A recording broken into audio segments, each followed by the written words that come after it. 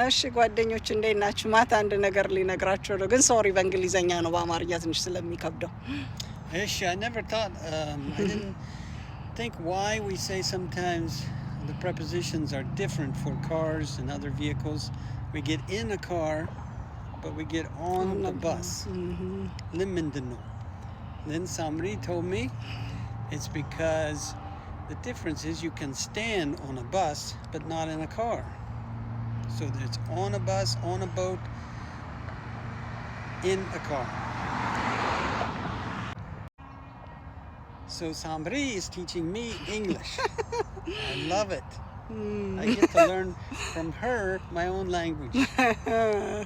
Gobiznat. Oh my goodness, that's so funny. አመሰግናለሁ።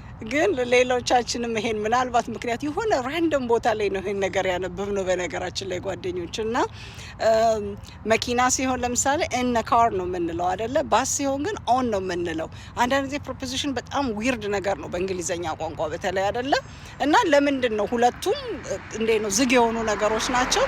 አንደኛው ላይ am in a car am on a bus ለምን ምናምን የሚለውን እንትኑን አጠቃቀሙን አውቃለሁ። ምክንያቱም ግን አስቤው አላውቅም። ሰምዌር ግን አነበብኩኝ ራስቸዋለሁና ዛሬ ቤት ቁጭ ብለን ማትንድም ስራ እየሰራ ነበርና በሆነ ምክንያት ተነስቶ ነገርኩት እና ከፍተን የምንገባው ለምሳሌ መቆም የምንችልበት አይነት ነገር ከሆነ የሚንቀሳቀሰው ነገር ቬሂክሉ ማለት ነው ኦን እንላለን። መኪና ውስጥ ግን ስንገባ ቁጭ ነው እንጂ ምንም አንቆምም አይደል?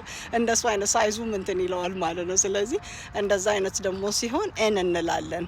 ቦትም ሲሆን እንደዛ መርከብ ምናም ሲሆን መቆም ይቻላል፣ መቀመጥም ይቻላል። ኦፕሽኑ ካለ የሚቆምበት ነገር ከሆነ ኦን ነው።